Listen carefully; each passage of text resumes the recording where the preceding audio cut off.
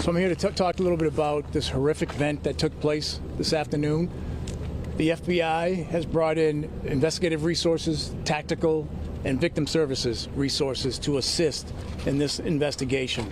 We will be here until we are no longer needed, to include when the subject is arrested. Sir, you have something to... Ma'am.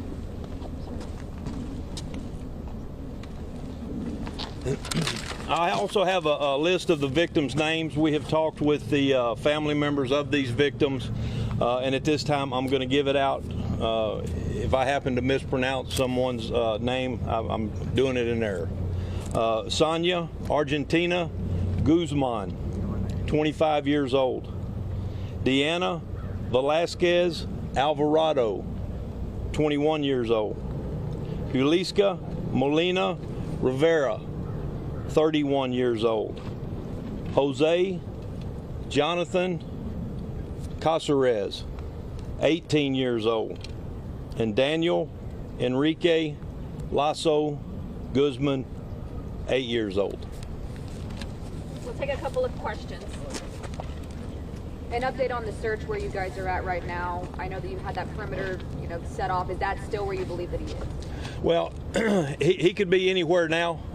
We located the device that we were looking for, found it abandoned. There was some articles of clothing laying around. The tracking dogs from Texas Department of Corrections picked up the scent, and then they lost that scent in the water or whatever. So at this time, the area has went from 5 or 6 square miles. It could be as much as 10 or 20, depending on whether or not he crossed the highline wire. And the device you were looking for, was that the AR-15 weapon? No, ma'am. This was an electronic device. So is it believed that he still has that weapon, or could still have that weapon? No, we believe we have that weapon, but we don't know if he is or is not carrying a smaller weapon. And when you say electronic device, is it a cell phone, like an iPad or something? Could you elaborate on what it is? Yes, ma'am. It's a cell phone. Had he been in communication with anyone in the last 10 hours? Yes, sir. When was the last time he was in communication with someone? I'm not exactly clear on that. That would be up to the investigators with the FBI, and they have all the big technological equipment. Now that 5 victims, were there other people who were injured? No, sir. There was 10 people in the house.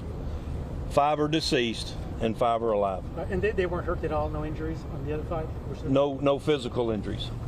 Sheriff, is the suspect a homeowner? Was he the homeowner of that house? To my knowledge, yes, ma'am, he is. That has not been verified. How long has he lived at that residence? I could not answer that question. Now that this perimeter has went from small to 10 to 20 miles, what are you guys doing now? What are the next steps? Well, all of that's being handled by the FBI. So right now, again, we're still out there trying to find this individual. We consider him armed and dangerous, and we're not going to stop until we actually arrest him and bring him into custody.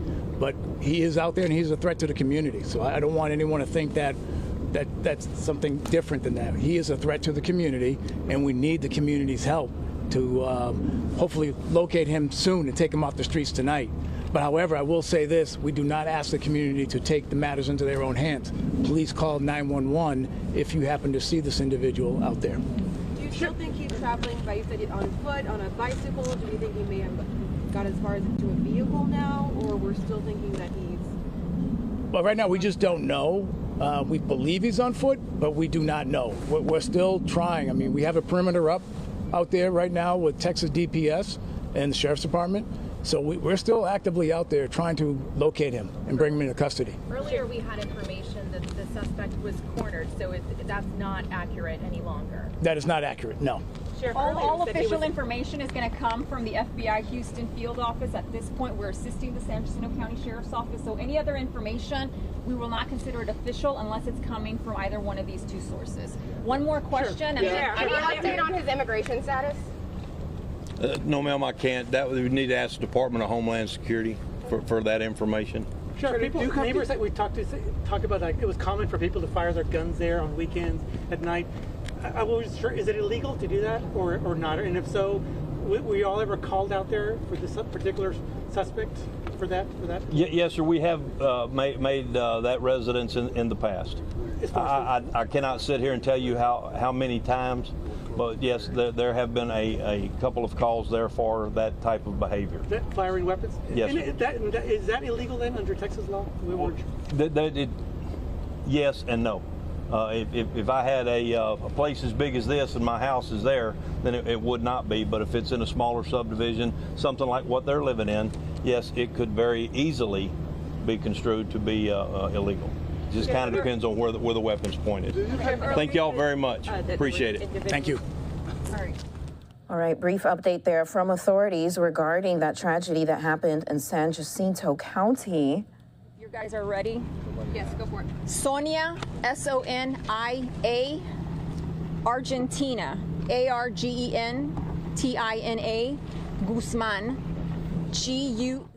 All right, and that FBI agent there is reading off the name of the victims. Again, 5 people were killed overnight, and their ages are a 31-year-old, a 25-year-old, a 21-year-old, also an 18-year-old, and an 8-year-old. Now, as you heard from authorities there, 10 people were in a house, and 5 of them, unfortunately, were killed. And the search continues for the man, the suspect, identified as 38-year-old Francisco Oropeza. And this is video from the scene earlier today as law enforcement from multiple agencies continue to search the area. Again, this is in San Jacinto County, just west of Cleveland. Again, this is in Texas, and the tragedy happened overnight at around midnight. And earlier, it was said that authorities believed that they had the location of where the suspect was, but now this is not the case. The suspect is still out on the loose.